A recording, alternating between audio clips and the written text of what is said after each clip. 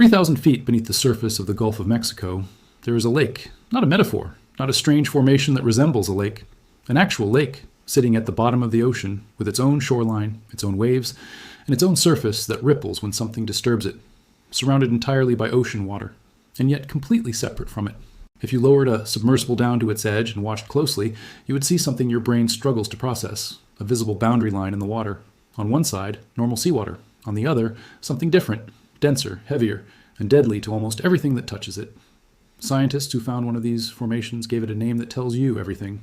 You need to know before the science even begins. They called it the Jacuzzi of Despair. This is the story of brine pools, underwater lakes that should not exist, sitting at the bottom of our oceans, holding secrets about how life began on this planet, and possibly clues about where else in the solar system life might be hiding right now. Let us start with the basic physics, because what makes a brine pool possible is genuinely strange. A brine pool, sometimes called an underwater lake, is a volume of brine collected in a seafloor depression. These pools are dense bodies of water that have a salinity typically 3 to 8 times greater than the surrounding ocean, 3 to 8 times saltier than the ocean around it. The water in these pools can be more than 4 times more saline than seawater, and because it is far denser than the overlying ocean, it does not mix easily with it. This is the key to understanding why brine pools exist at all, and why they should not intuitively be possible. Water in motion tends to mix. Drop salt into a glass of water and stir, and within seconds, it disperses evenly. Ocean currents, tides, and temperature gradients should, by every intuition we have from daily life, eventually blend a pool of salty water into the larger ocean surrounding it. But brine pools defy that intuition because of density. Salt does not just make water taste different. It makes water heavier. And the density difference created by extreme salt concentration is large enough that the brine simply sinks and sits, forming a distinct layer that behaves almost like oil sitting on top of vinegar, except inverted, with the denser, saltier fluid pooling at the bottom of seafloor depressions rather than rising. For deep-sea brine pools, salt is necessary to increase the salinity gradient.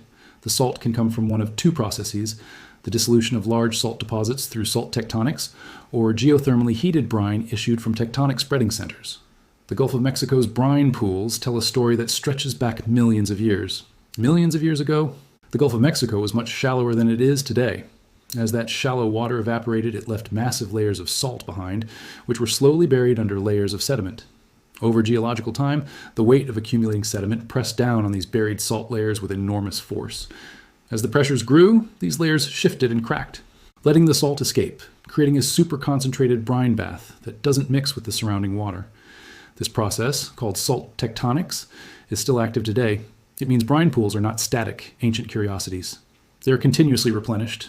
The salt deposits buried beneath the Gulf of Mexico and beneath similar regions around the world continue dissolving and feeding brine into these pools, which is why some of these formations have persisted for an extraordinarily long time. Only a small number of brine pools have ever been documented, concentrated in just 3 regions of the world: the Gulf of Mexico, the Mediterranean Sea, and the Red Sea. The Orca Basin in the Gulf of Mexico is the largest known, covering approximately 120 square kilometers. The Red Sea contains the highest density of known brine pools, including the Atlantis Seco, Deep, Cabrit, and Cryos basins. Compare the Orca Basin's 120 square kilometers to a familiar reference point. That is larger than the city of Paris, an entire submerged lake, the size of a major metropolitan area, sitting on the floor of the Gulf of Mexico, invisible from the surface, undiscovered by humanity until scientific instruments capable of mapping the deep seafloor became available. Most recently, researchers discovered a brine pool in the Gulf of Aqaba at the northern end of the Red Sea, in a deep seafloor depression where none had previously been recorded. Even today, with all our modern oceanographic technology, we are still finding new ones. Now, let us go to the edge of one of these pools, because this is where the story becomes genuinely strange. The pool's distinct boundary was vividly visible, creating a surreal image of a lake within the ocean. Surrounding the pool were mounds of salt and methane seep formations.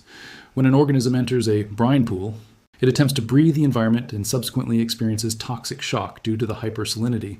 Often, any unfortunate animals that delve below the surface become pickled, as shown by how creatures have been recovered from the pools with soft tissue intact, despite having been dead for decades. Pickled. That is the precise, scientifically accurate term researchers use. Crabs and fish that wander into a brine pool do not simply die. They are preserved, almost perfectly, by the extreme salinity, in exactly the same way that salt has been used to cure and preserve meat throughout human history.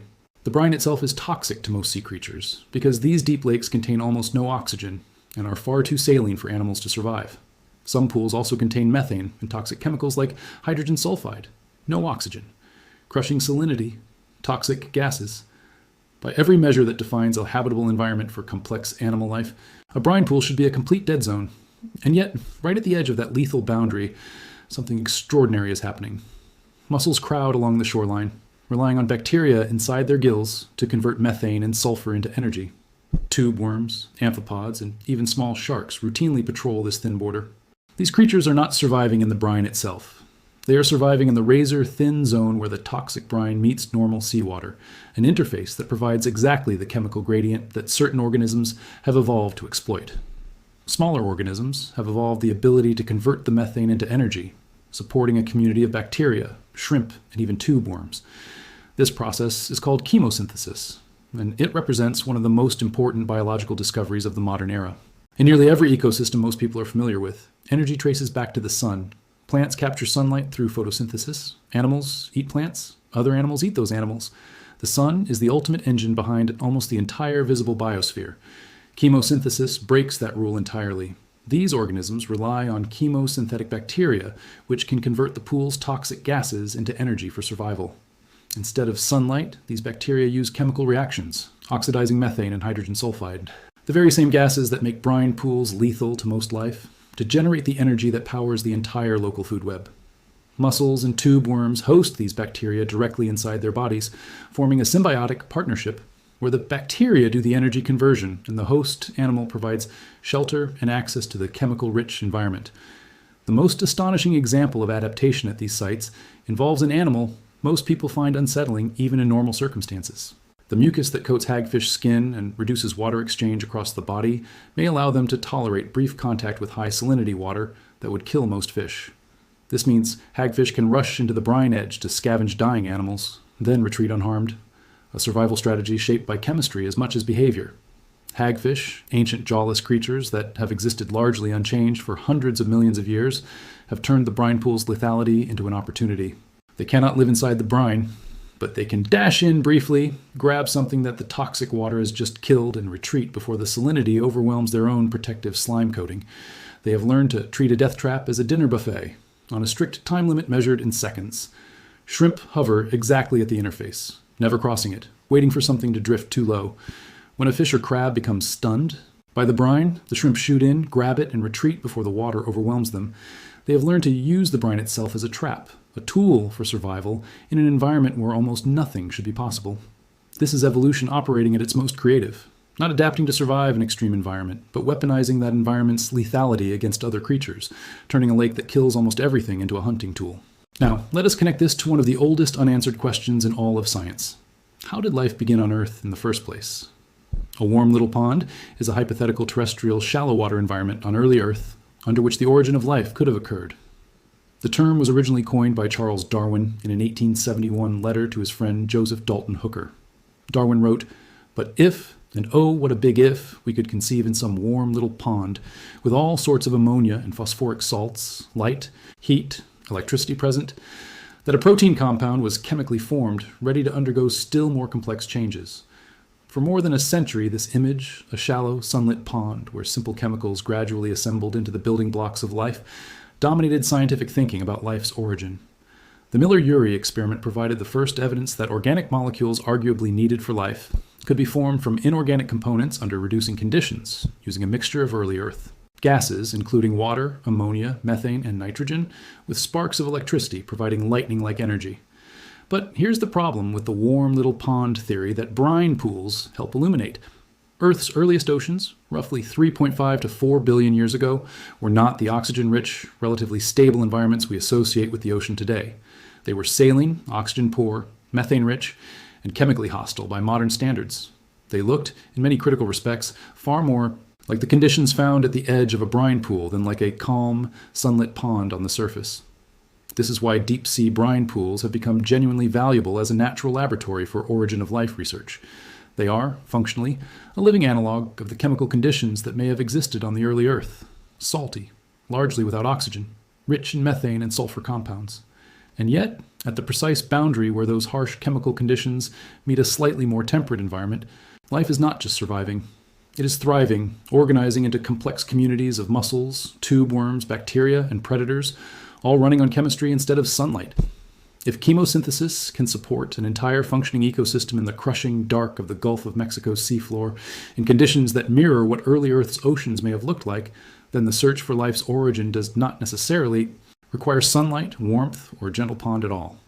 It may have started in exactly this kind of brutal, salty, chemical-rich darkness, and this is where the story extends far beyond our own planet. Studies indicating Earth-based methanogens can grow under simulated Enceladus-like conditions have strengthened the case for considering icy moons as potential habitats for life. Enceladus, one of Saturn's moons, and Europa, one of Jupiter's moons, are both believed to harbor vast oceans of liquid water beneath their frozen, icy crusts. These subsurface oceans never see a single ray of sunlight. They exist in permanent crushing darkness, sealed away from the solar energy that sustains nearly every visible ecosystem on Earth's surface. Researchers have explored the possibility of life without photosynthesis, examining possible ecosystems and the search for life on Europa as an abode of life.